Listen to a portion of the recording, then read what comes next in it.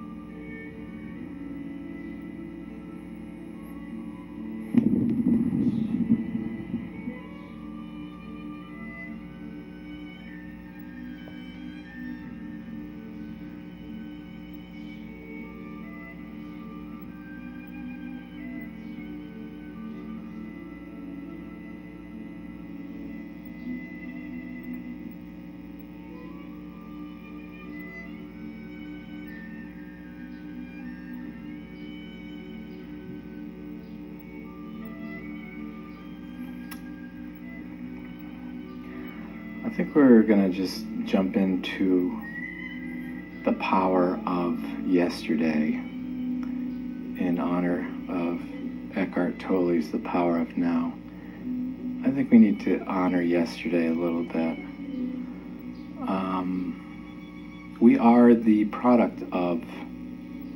our past, and the good, the bad, the ugly, the insignificant, the mysterious,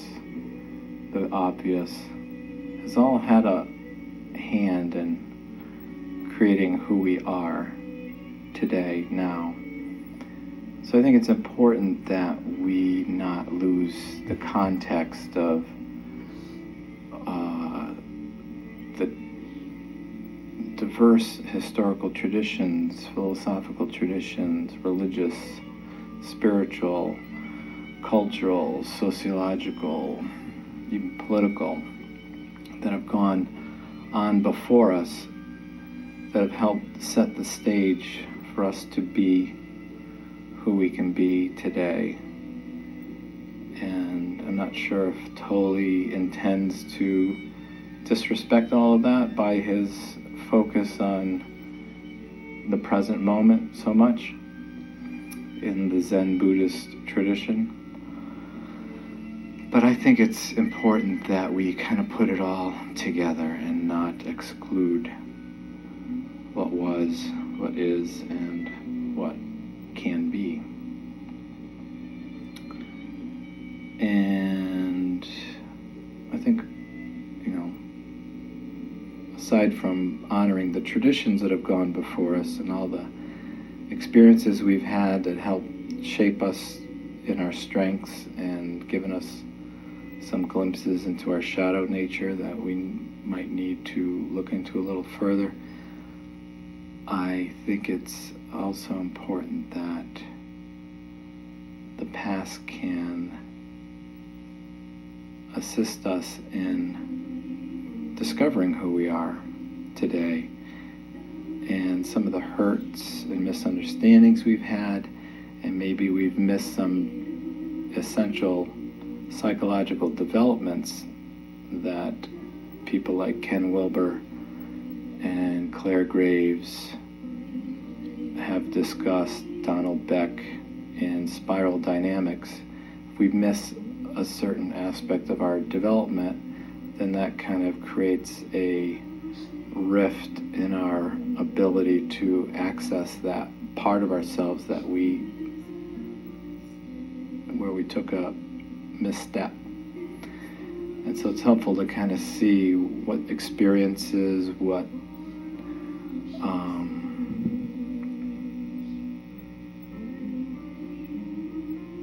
where exactly it was that occurred, and try to help correct that, so we can move on and not be sort of stuck at that level. So I think that's one of the advantages to that. And that's just looking at the things that are were kind of got in our way somehow. But I think it's also important to focus on the joys and the beauty of the past, the connections we made with people at moments that only one person could have maybe touched another in the right way, in the right spirit, at the right time, and we had the privilege and honor of being used of God to be a source of hope and help for another. And those moments kind of, at least for me, help to build who I want to become. I want to return to that type of intimacy with the Spirit and sensitivity to the other in a continual manner, which I think is what Tolly's after when he's into like the present moment. Not that I want to, nostalgically relive those moments, but nurture and maintain that level of sensitivity that I remember was a joy to be a part of in someone else's life. And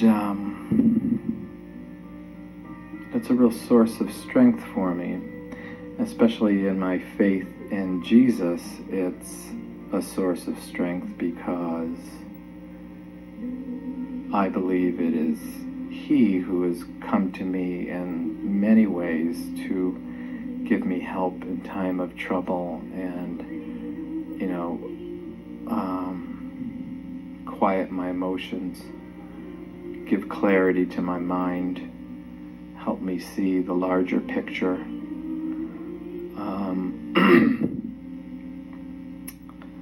And those to me are examples of evidence that I have of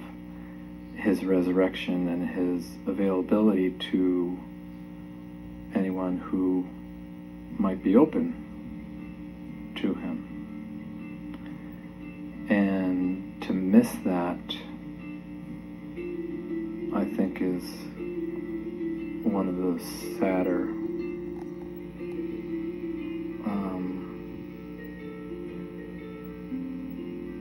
patterns that I think a lot of people find themselves in, and often I think that's because of the negative impact of the church in poorly reflecting the graciousness of Christ, the creative power, the love, the intimacy, the drawing us into a higher sense of who we are individually, corporately, and who we truly are outside of this body. And what we get so familiar with or familiarize ourselves with is our persona and our ego. And, I'm ever thankful for those moments where He has come to me in grace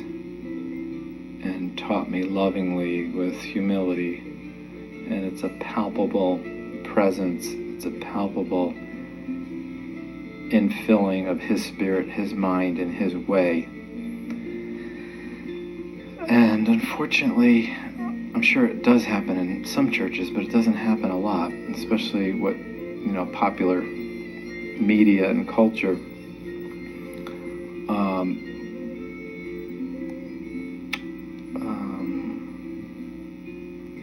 shows us of what Christianity means today. You have televangelists and self-righteous preachers and people looking for money and